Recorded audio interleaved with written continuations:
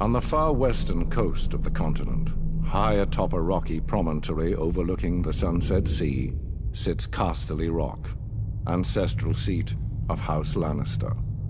Below it lies Lannisport, one of the great cities of Westeros, a center for trade, culture, and the great Lannister fleet.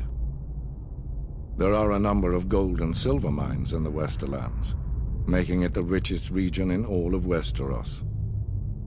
One of the most productive mines lies beneath Casterly Rock itself, making House Lannister the wealthiest of all the noble houses.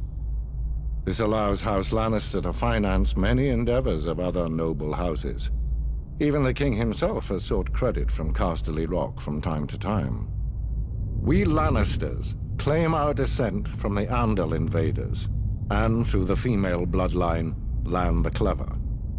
According to the legend, Lann, using only his wits, won Casterly Rock from the noble House of Casterly during the Age of Heroes. The Lannisters reigned as kings of the Rock for thousands of years, and worked to make it the envy of the rest of the Seven Kingdoms. Our time as kings ended, however, when Aegon Targaryen, otherwise known as Aegon the Conqueror, arrived in Westeros with his army. The last king of the Rock, King Loren Lannister, joined forces with King Mern Gardener, the king of the Reach. Together, with 60,000 men, they met the Targaryen host in open battle.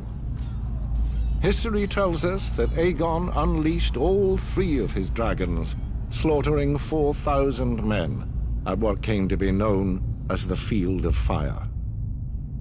King Mern himself was burned alive that day, and House Gardener turned to ash with him.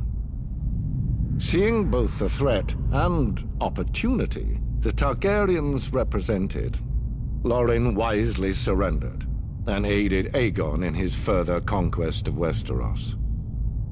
The Lannisters were thus appointed Lords Paramount of the Westerlands and Wardens of the West, titles we hold to this day.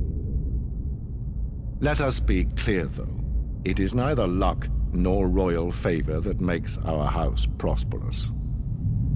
There have been times in our history where some have thought us weak, lazy, or opulent. My father, Titus Lannister, nearly bankrupted our house with his poor investments, and allowed himself to be mocked openly at court. When our vassal, the Rains of Castamere, dared to rise up against the Lannisters, they learned how dangerous it can be to taunt a lion.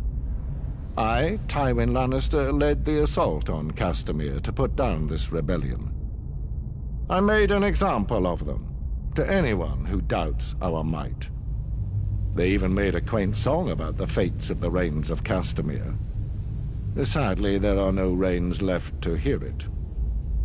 Today, the Golden Lion of Lannister is rightly admired and feared throughout the Seven Kingdoms.